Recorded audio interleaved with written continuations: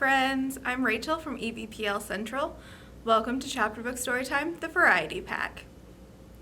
Today we are going to be reading Jennifer Chan is Not Alone by Tae Keller.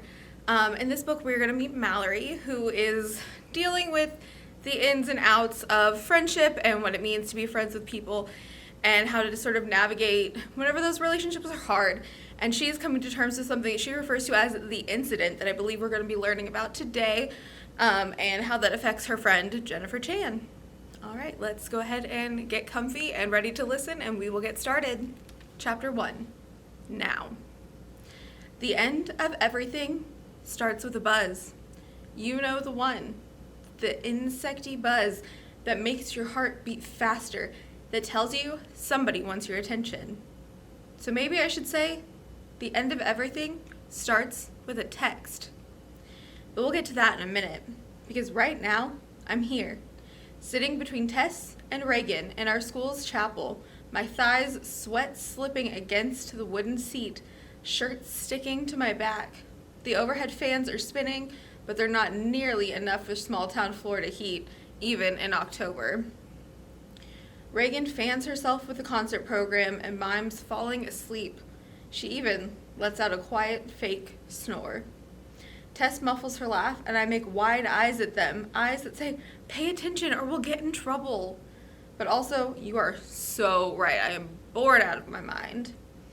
I can say a lot without saying a word, which comes in handy during these evening orchestra concerts. And let's be honest, Reagan can be a bit dramatic, but she's not entirely wrong. We come to these concerts because Tess's sister is in the orchestra, and we can't make Tess attend alone. But the problem with the Gibbons Academy Middle School Orchestra is that instead of learning new music, they play these same Christmas carols all year, every year. By the millionth rendition of Silent Night, it's kind of a lot. Secretly, though, I think there's something comforting about the strings and the familiarity, and today especially, I welcome the sameness. Today, I'm locked in a battle with my brain, thinking about the incident from Friday, while also really not thinking about it. My mind keeps drifting, floating to that feeling of my whole self coming apart. And then I have to drag my thoughts right back to this very normal, very boring evening. See? Silent night. Just like it always is. And that's when Reagan's phone buzzes. The text that ends everything. But I don't know yet that it's an end everything text. The orchestra begins. Hark the herald angels sing, and I watch Reagan pull her phone out of her pocket. For a split second, she frowns at the name on the screen. Then she rearranges her face, like she realized her reaction was wrong. She smiles and raises her brows until they disappear beneath her dark brown bangs. Her blue eyes spark. These are the kind of eyes that say, "I have a secret." "It's Pete," she mouths. With a rush of relief, I send a thank you up to the universe. This is the perfect distraction. Unlike the incident, Reagan's drama with Pete is predictable and constant. It's as familiar as a Christmas carol. "Seriously?" Tess whispers too loudly. From the pew in front of us, a random dad shushes her, and Reagan rolls her eyes before dropping her gaze to Pete's text. As she reads, her shoulders stiffen. She doesn't say anything. She doesn't move. But her eyes flick back and forth over the screen, like she's reading the text again and again. I try to look over her shoulder, but she tilts the screen away from me. Too late, I realize my mistake. That tiny movement, that flick of a hidden screen, signals to Tess that this might be a particularly interesting flavor of gossip, and now she'll never let it go. "What's it say?" she asks. "Like, you have to tell us." Something to know about Tess. Every sentence that leaves her mouth is a question. Even when she's making a statement, it ends with a question mark. She leans over me to get closer to Reagan, and I try to nudge her away. Tess is all long legs, long arms, tall and thin and sharp. Right now, her elbow digs into my stomach and her red-orange curls stick to my lip gloss. Tess, I say, stop. I'm distracted, so it takes me a moment to notice Reagan's reaction. She sucks on her lip and her skin goes so pale that the freckles sprinkled across her cheeks look like bright, bold specks of paint. This is an expression I've only seen once before, only one time in over a year of best friendship. Reagan is scared. My heartbeat leaps into my ears and I tell it to stop being so dramatic. Maybe you should put the phone away, I tell Reagan. I can't deny that I'm curious, but after last week, I'm not in the mood for anything intense. Maybe don't put your phone away, Tess says, because you have to tell us what's going on? The dad turns to shush us for a second time, but Reagan ignores everyone. She taps back and forth with Pete until finally she looks up. There are police cars outside Jennifer's house, she whispers. Definitely not normal. No, I say. At least I think I say it because I hear myself speak, but I don't actually register saying the word. I grasp for reasonable explanations. Do you think the police were just stopping by, or maybe, do you think... Jennifer told the police what we did, Tess interrupts. Like, are they coming for us? I wish Tess would give this a minute. I wish she would wait 1 second before jumping to conclusions. I can't process. My right leg starts shaking and my heart beats so loud I can't even... But no, this doesn't make sense. We can't go to jail for the incident. I mean, it wasn't great. It's not my favorite thing to think about, but it wasn't that bad. It wasn't illegal. Don't be stupid, Reagan says, and I can't help but flinch at the way she says the word, her consonants hard and harsh. Stupid. The police aren't there for us. So what's... Tess starts, but Reagan's phone buzzes again. She stares at the screen as she whispers to us, Pete's not supposed to know this, but he heard it from his dad.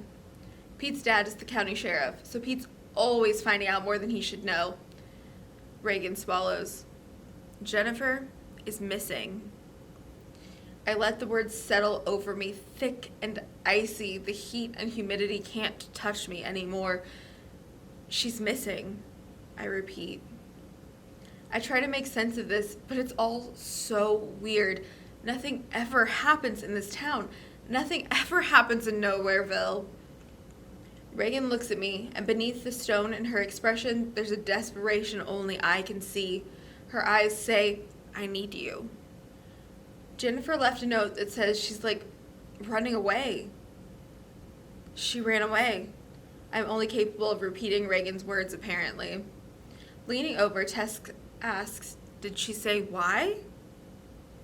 Reagan blinks, like she forgot Tess was there, but I have to admit, I'm glad Tess asked the question. I need to know too. Reagan shakes her head. Not sure. Pete's dad wouldn't show him the note. Maybe it's not fair, but suddenly I am red, hot, mad at Pete. I hate him, seriously. Why would he tell Reagan something like this if he didn't know the whole story? Why would he tell her without that crucial bit of information? Oh my gosh, Tess says, do you think this is like Jennifer's revenge? The thought makes me woozy. Like, do you think Jennifer's trying to get back at us? Tess pushes. Trying to get us in trouble? Her questions bulldoze any last shred of calm, any scrap of normalcy. I feel like my intestines are disintegrating. The energy in the chapel shifts, and I notice the whispers. It's almost like Jennifer's news is a physical thing. I can see it moving through the chapel. We find out first. Then Kyle, Pete's best friend, checks his phone and whispers to one of his friends. Kyle texts someone, and then his girlfriend of 2 days gets a ping and gasps. And then all the sports girls are whispering. I watch the news ripple through the students. Not all of us are here this evening, but enough.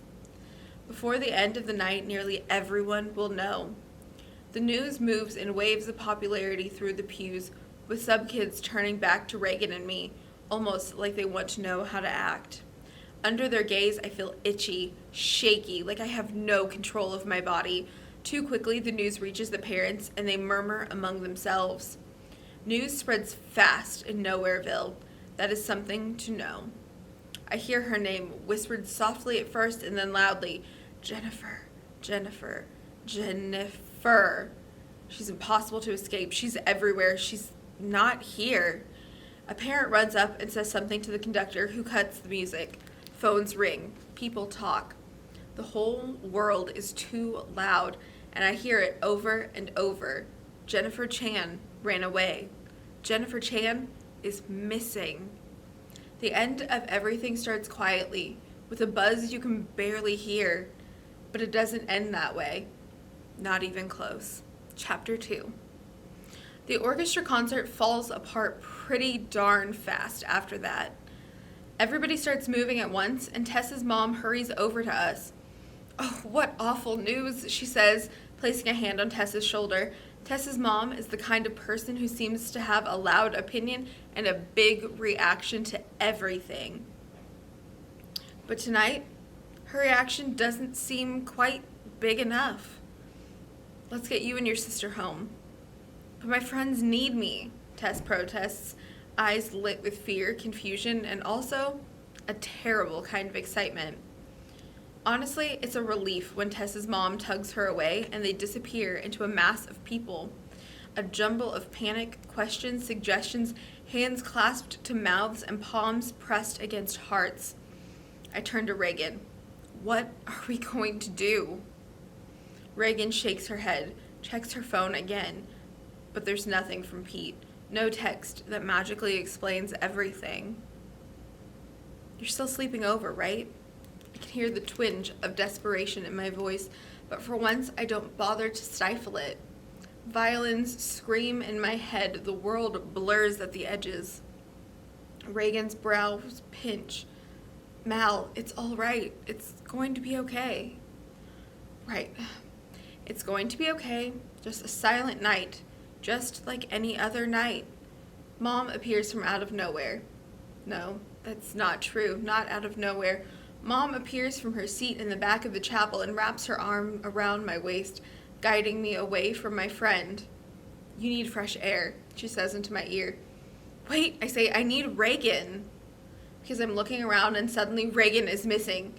But no, that's not right either. She's standing right where I left her, frowning at her phone. My brain isn't working very well in this moment. Mom leads me through the chaotic crowd and into a quiet corner. Then she kneels in front of me and holds my face in her hands. How are you doing? Are you feeling faint? I close my eyes until the spots stop dancing behind my lids. I only fainted that one time, I tell her. It's not like a thing. Mom frowns. There's clearly something she wants to say, but the parent who shushed us earlier walks over and touches Mom's arm. Some of us are putting together a search party, he says, and we need as many people as possible. I see tears. Give us a minute, Mom responds. When he leaves, she repeats her worried about Mal mantra. Deep breaths, Mallory. I start to say, I can't get my thoughts together. Questions pop into my head and then disappear before I can gather them. Why did Jennifer run away? Where did she go? Did she tell anybody what we did? Mom holds my wrist so tightly that I can feel my pulse beating against her thumb. Oh, honey, I know how scary this is. I know. Where's Reagan? I lost sight of her in the chapel and she didn't follow us through the crowd. Mom pulls back. You don't need to worry about Reagan. She's fine. Tessa's parents are taking her home. I know you're worried about Jennifer, but you don't need to worry about Reagan right now. They're taking her home, but she was supposed to sleep over. I know I sound ridiculous, but Reagan has that best friend way of reaching into my brain and knowing what I'm thinking even before I do. All I want is to stay up late with her, talking and re-talking about what just happened. Mom's patience slips. Mallory, Reagan is fine. She takes a deep breath. Deep breaths, Mom. I know this is scary. I know you were worried about your friend. At first, I think she means Reagan, but no. Of course she means Jennifer. My friend. Those words make the world spin. For a second, I'm back in that bathroom again, the one just beneath my feet in the basement of this chapel, and I'm reliving the incident. Reagan's words echo in my memory. Who do you think you are? Then I shake my head, snap back, and I'm in the chapel again. Jennifer Chan ran away. What kind of person runs away? I'm right here, honey, Mom says, squeezing my arm. Mom is philosophically opposed to lying to me, so she does not say everything is going to be fine. I glance over her shoulder at the group of my neighbors and teachers, the search party. A search party in Nowhereville, that's where it's impossible to hide. And I realize that I'm afraid of what they might find. I'm afraid for Jennifer, for Reagan, for myself. Afraid up to Jupiter and back. I want to bury myself in Mom's arms, feel her squeeze me tight and hold me, but I'm still at school and I'm surrounded by my classmates, so I just close my eyes and focus on her hand against my arm. When I speak, my voice doesn't sound like my own. It sounds a little like Reagan's did, halfway between a whisper and a sob. Is she going to come back? Mom doesn't lie. She brushes her thumb against my arm and says, I don't know. Chapter 3. Then. If a buzz is the end of everything, then a pie is the beginning. Because the morning Jennifer Chan moved to Nowhereville, Mom made a pie. Here's something to know. Mom baking is always a bad sign. When Mom's holding baked goods, she might as well have a blinking sign over her head that says, approach with caution. Mom was facing away from me as I walked into the kitchen, and as soon as I saw the pie, I turned right back around. But Dad looked up and caught me. Morning, Mallory, he said, sitting at the kitchen table and sipping what was probably his third cup of coffee. How'd you sleep? I stepped into the kitchen with careful, quiet feet, like I was approaching a sugar-dusted wildebeest. I slept good. Mom brushed flour from her hands and turned back to look at me. Well, Mallory, you slept well. Then she frowned. What's on your face? I shifted. Earlier in the summer, before Reagan left to spend a month in Philadelphia with her 22-year-old sister Kate, Reagan had started wearing makeup. As a gift, she'd given me her extra eyeliner pencil. It's not like I wore a lot, just a little bit under my bottom eyelashes to make my plain brown eyes look bigger. With Reagan, it made me feel cool, like I could pass for 14 instead of 12. But Mom made me feel like a kid playing dress-up. Suddenly my eyes stung with almost tears. That was happening a lot with Mom lately. Dad said in his typical dad language, she's exploring an outward expression of her inner feelings, which made me feel worse. It wasn't an outward expression of anything. It was just makeup. Mom shot Dad a look that said, we'll discuss this later, and then cleared her throat. Anyway, I'm glad you're up. I was just about to welcome our new neighbors to Norwell. Oh my God, I said, you're going to meet Jennifer Chan? Kind of embarrassing, but my voice dropped to a whisper when I said her name. It couldn't be helped. All the rumors, she was practically a celebrity. Mom frowned. And her mother, yes, you may join me. The news kept getting better and better. You mean I'd be the first kid in Norbert?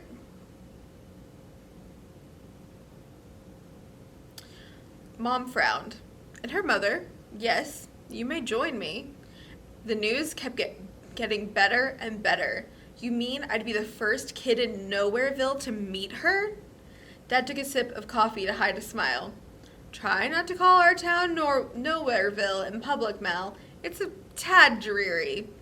Just like that, the weirdness from the makeup conversation evaporated because this was cool. I could confirm the rumors firsthand. I had to text Reagan. She would be so jealous. When my across-the-street neighbor, old Mrs. Martin, died, rest in peace, we started watching, waiting to see who would fill the house next. Nobody new had moved to town since Reagan and her dad, and all those kids were hoping to meet someone our age, someone to add just the right amount of interest. As it turned out, my grade got lucky again, because first came Reagan, and then came Jennifer Chan. And wow, the rumors started fast. Before she'd even moved in, we heard stories. Jennifer Chan karate chopped some kid at her old school, put him in a full body cast. Jennifer Chan moved to Nowhereville to escape juvie. Jennifer Chan's mom is actually a wanted murderer, and they both had to assume secret identities. Jennifer Chan isn't even Jennifer Chan's real name.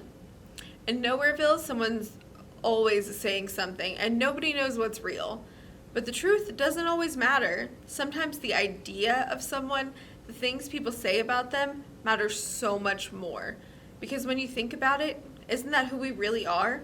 A collection of the things people think about us? Apparently, she karate chopped someone and put them in a full body cast, I told my parents.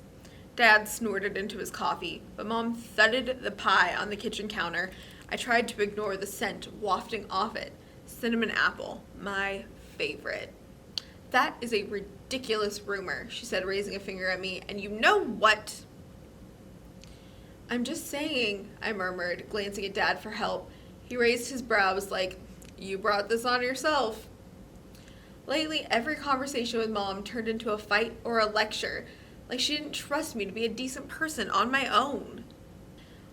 Mom continued, her voice getting high and sharp. I just find it very interesting that the rumor has to do with this poor girl karate chopping someone. For some reason, Mom never properly learned how to do air quotes, so she always did them with one finger.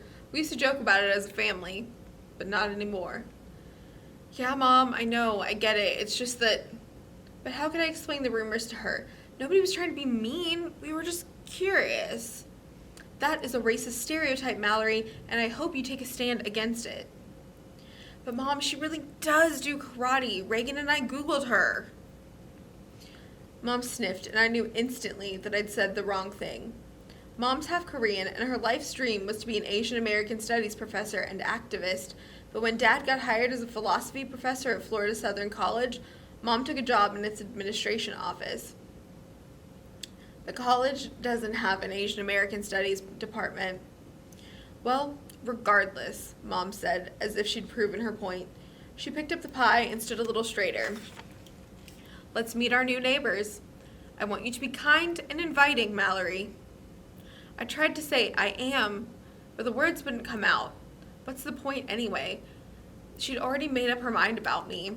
When somewhere along the way, she'd decided that I wasn't kind and inviting. I swallowed, following her out the door and across the street. It didn't matter what Mom thought of me. I'd still have a good story to tell at school. I would still be the first 7th grader to meet Jennifer Chan. Chapter 4. It took Miss Chan forever to come to the front door. Mom and I stood, smothered by heat and the static hum of cicadas, listening to the crash and clatter of pots and pans and the frantic, "Coming! Just a second!" behind the door. When Miss Chan finally threw the door open, she leaned against the frame, trying to catch her breath as strands of hair fell loose from her bun. Either she'd been busy unpacking or she'd been murdering a new victim. Truth was anybody's guess. Mom put on an extra big smile and said, "Hello, welcome to the neighborhood." I did a double take just to make sure my mother hadn't been body snatched while I wasn't looking. This is the same person who'd been judging my makeup just 10 minutes earlier. "Oh, hi," Miss Chan said, pushing her messy black hair out of her face. She was younger than most moms, and everything about her screamed different. She was so not nowhere.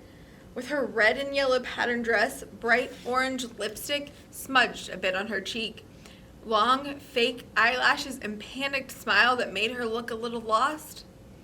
"You must be Rebecca Chan. I'm Leah Moss," Mom said, holding out the pie. "And this is my daughter, Mallory. Mallory is the same age as Jennifer."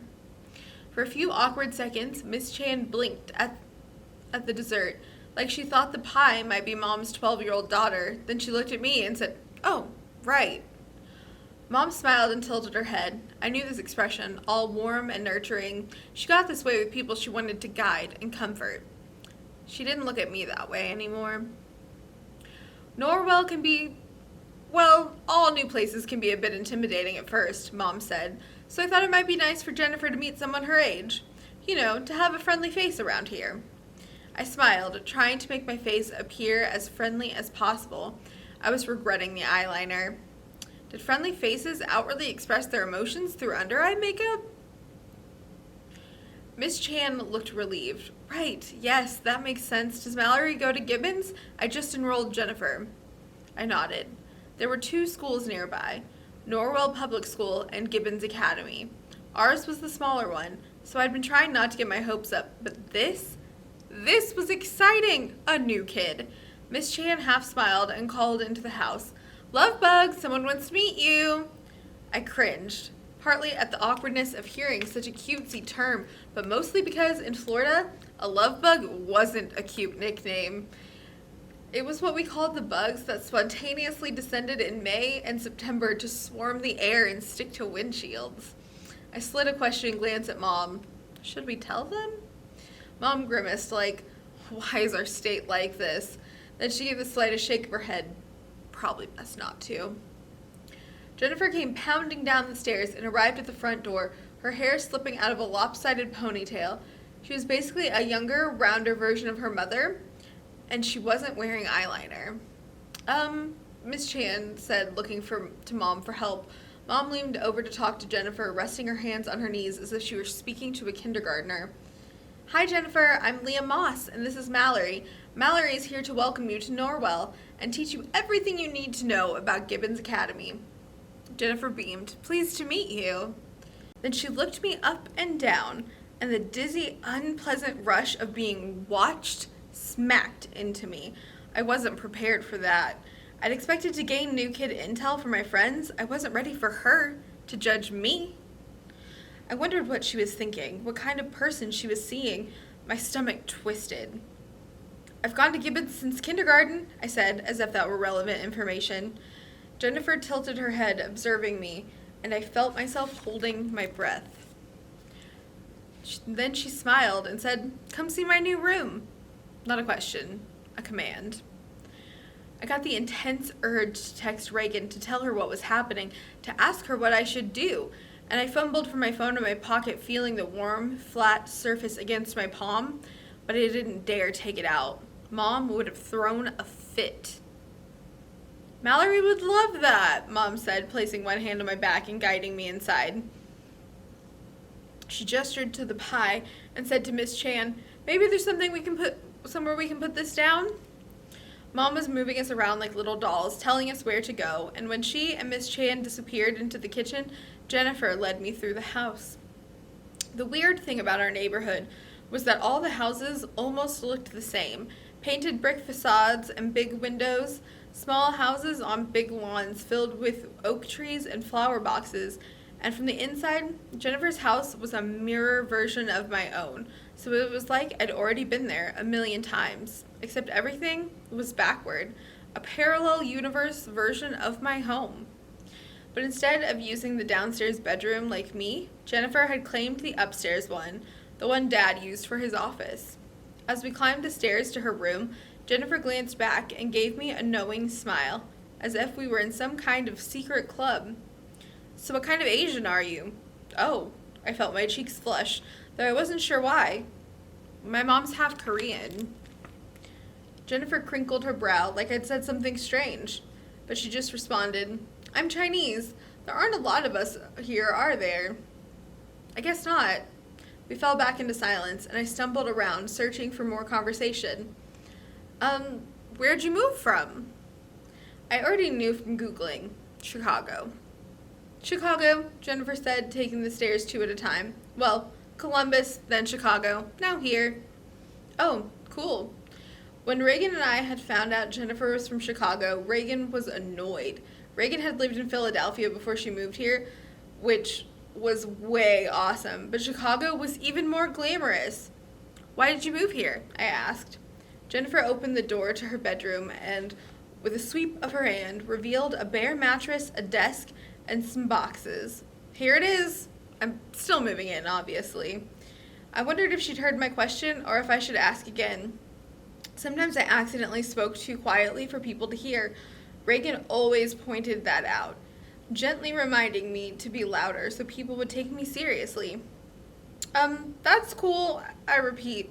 So why I'll give you the tour, Jennifer interrupted, walking through the maze of her room and pointing at the cardboard boxes. Clothes, boring. Shoes, meh. Books, coats. Ah, here we go. She stopped in front of a box labeled Investigation and waved me over. I stepped toward her, careful to avoid the piles of clothes she'd started to unpack. So this box is, she looked at me and did that up and down judging thing again. Have you ever had something strange happen to you? Something you can't explain? My palms went clammy. The things about rumors is that nobody ever believes them. That is, nobody ever believes them completely until the person says or does something unusual or creepy or just plain weird. And then you think, well, who knows? Maybe. And so in that room with Jennifer acting all weird, I thought, she really could karate chop me. I don't know. I'm not talking about experiencing anything, wild, she continued. I wouldn't expect that from an everyday citizen. Right. I took a step back because, she was not an everyday citizen. Maybe she really was a trained assassin. Wait, no, stop, she blurted, holding up her hands. She squeezed her eyes shut and looked and took a deep breath before opening them again. Ugh. Rebecca told me not to bring this up. Not everybody gets it. Was calling her mom by her first name something a trained assassin might do? Maybe. Sometimes people experience the big things, Jennifer went on, like lights in the sky, a red flashing 3 times, or a strange message on the radio. But a lot of times the signs are smaller, like when you feel a chill in the air, or you get deja vu, or you wake up from a dream but your body's still asleep and you can't move for a few seconds. She waved her arms in big circles, gesturing fast, speaking faster, or sometimes it's just the feeling you get. Like you want to do or say something but your body won't let you, or you feel so lost like you don't belong, like everyone around you knew there'd be a test but you didn't, so you didn't study. You didn't even read the book. Oh. And have you ever wondered what those feelings mean? My parents were always going on about intellectual curiosity, mostly how they wished I had more of it. But seriously, Jennifer had some major intellectual curiosity. The truth was, I'd never wondered about any of that. Yeah, I got those feelings, but that was just the way things were. There was no use questioning it. You probably think I'm a walnut, she said, looking down and nudging the box with her toe. I could tell she wanted me to like her. She wanted me to like her so badly that it practically radiated off her. You weren't supposed to try so hard. You weren't supposed to want things so badly. That was when I knew the rumors were false, because this girl could never survive the world of trained assassins. She'd barely survive Gibbons Academy. I don't think you're a walnut, I said. She let out a big whoosh of air, not even bothering to hide her relief, and to my surprise, I realized I wanted her to like me too. But, what do those things mean? I asked. She looked at me with hope in her eyes, and her smile grew, almost like she couldn't stop it or didn't want to. She whispered, aliens. I blinked, waiting for her to say kidding. But she just stood there, and with every second of silence, every second I stared without a word, a tiny bit of that hope slid off her face. Oh, I made myself say. It was officially 100% confirmed. The kids at Gibbons would eat her alive. And in that awful, hope-slipping silence, I knew my friends wouldn't like her, which meant being friends with Jennifer would be messy. Being friends would be hard for both of us, and sometimes the difficulty wasn't worth it. Even though that thought made me sadder than I wanted to admit, sometimes it was better not to try. Actually, I think I have to go, I began, but she sucked her lips together like she was swallowing back her disappointment, and something pinched in my chest. I knew I should escape her orbit, but I couldn't get the words out. In my head, I said, I have to go. But what came out was, what do you mean, aliens? Her face lit up with relief. Really? You want to know? Oh my God, that's awesome. Because there's actually tons of evidence of extraterrestrial life. From Reagan, I knew confidence was contagious, but with Jennifer, I realized that relief was too. A tiny knot released in my chest, and the feeling made me giddy. It made me intellectually curious or something. Pointing to the investigation box, I asked, "Is that what's in there? Evidence?" "Oh yeah, it's full of everything I know." She dropped to her knees and ripped the tape off, then lifted the cardboard flaps to reveal sparkling rocks in glass cases, weathered newspaper clippings, and a thick stack of colorful composition notebooks. And everything my dad knew, too. We used to watch space documentaries and sci-fi movies, and we went stargazing a lot before he died. Oh, we weren't close enough for me to comfort her, but I could not comfort her. "I'm sorry about your dad," I said, meaning it. She blinked quickly, her smile faltered, but then she shook her head and jumped to her feet. "My latest book is in the bag downstairs. I'll show it to you. Wait here." She ran out the door and thundered down the stairs, and I stood in the room full of boxes trying to figure out what to do. I texted Reagan. "I just met the new girl." Lightning fast, Reagan responded, Jennifer Chan? Did she spring up on you like a ninja?" I started typing, trying to think about what Mom would say in response. "You'll never believe it. She actually believes in..." I stared at the words, at the send button right next to them. From downstairs, I heard Jennifer saying something to her mom, her tone light and fluffy, though I couldn't make out her words. Slowly, I deleted my text. Reagan was my best friend in the whole world. She understood me better than anybody, better than my parents, better than Tess, better than any friend I'd ever had, but still. Maybe it was best if Reagan didn't know about Jennifer's aliens. When I didn't respond, Reagan texted, hello? And then, what was she like? Like Kath and Ingrid level weird, or worse? I bit my lip. Ingrid Stone and Kath Abrams were unpopular at school, but I still felt awkward whenever Reagan mentioned them. I used to hang out with Ingrid. Not a lot, but a little. And then last year, Ingrid started to hate me. I didn't know why, but sometimes I secretly wondered if she was jealous that I got popular. Another text from Reagan. "Gory details, please, with a pretty cherry." Jennifer returned, and I slid my phone back into my pocket. Reagan would be upset about the cliffhanger, but I wasn't sure how to respond. I didn't want to lie to her, but I didn't want to be totally honest either. "This is my current book," Jennifer said, holding up a green composition notebook. On the cover, in big, bold letters that spilled out of the title box, she'd written, "Jennifer Chan's Guide to the Universe, Volume 7.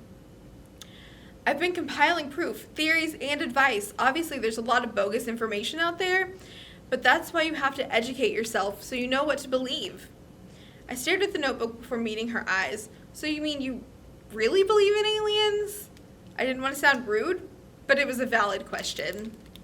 She smiled like she'd been expecting the skepticism.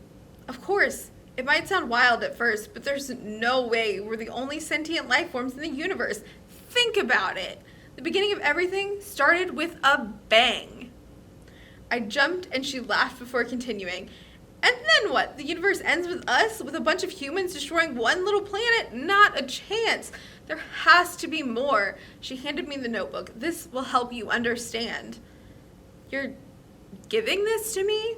I ran my fingers along the bloated, weathered pages. I couldn't imagine filling 7 notebooks with anything, and I felt equal parts panicked and touched by her trust. I hesitated. Something about the way she said it sounded ominous.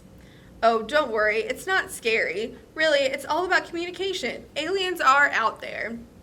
They've been out there, ready and waiting, and all we have to do is get in touch. It's just like knowing the right phone number to dial." "That makes sense," I said. It did, in a kind of not really way. Jennifer glanced around as if an alien might be hiding in one of her boxes. She leaned forward. "Can I trust you?" Without thinking, I nodded. "Okay, well, I think I know the right phone number. I think I know how to make contact." I found myself leaning in, whispering too, "Is that really possible?" It could be, and just in time too. I mean, look at our planet. Huge hurricanes, raging fires, pandemics. Half the state is going to be underwater soon. But if there was someone out there who could help, who could fix our problems or take us somewhere safe, somewhere new, that would change everything. I finished, getting caught up in her excitement. She was contagious. Exactly, and I'll be the first human to make contact. Most people run from the truth, but I run toward it. I'm going to make history. I'm going to change the world. I can tell. I smiled without meaning to. I knew she would think she was, well, a walnut. But the thing was, she sounded so confident that I believed her. Not about the alien part, maybe, but about making history. I don't think I'd ever heard anybody sound so sure of themselves, not even Reagan. See, you're a person who isn't afraid to believe. Jennifer's grin grew wider. I knew I could trust you. Jennifer Chan's Guide to the Universe, Volume 4, Entry Number 11, How to Find Your Alien Hunting Allies. Mom says not to tell anyone about the alien investigation, or as she calls it, alien nonsense. But Mom is afraid to believe. Mom worries about whether my clothes are wrinkled or my hair is brushed or my thoughts are messy. She's scared of what people will think. But I call that people nonsense. Dad, on the other hand, isn't afraid of people, and he isn't afraid of aliens. A couple years ago, he told me about a sacrifice theory called the altruism, scientific theory called the altruism theory. Basically, a bunch of really smart scientists believe that if an alien civilization becomes advanced enough to travel through space, that means they've already lived through all the bad stuff. They've lived through nuclear weapons and wars and climate change, and they managed not to destroy themselves and their planet. If they lived that long, the only way they could have survived is by learning to be good. So that's why we shouldn't fear them, and I don't think we should fear each other either, because even if people haven't quite figured it out, they are learning. At least, that's what I've always assumed. But today, Dad said something I didn't really understand. We were sitting together in the hospital before one of his treatments, and he said, "You'll need some new allies after I'm gone." I told him I wouldn't, that I didn't need anyone else, but he just took my hands in his. Being brave means going up to people and saying, "Here's what I believe. I trust you," he said. Trust is the scariest thing to give, but it's the most powerful. That didn't make sense to me, but there are much scarier things than trust. I wanted to ask him about that, but Mom said we had to go, and now the question has been ringing in my head all night. I can't just stop thinking, how could trust possibly hurt you? Alrighty, that is where we're going to have to end this time. If you want to see what happens with Jennifer and Mallory and maybe find out what exactly the incident was that occurred between them, you can pick up a copy, call to put one on hold, whatever works best for you, and you will want to start at Chapter 5. Alrighty, thank you so much for joining me, and I will see you all next time. Bye!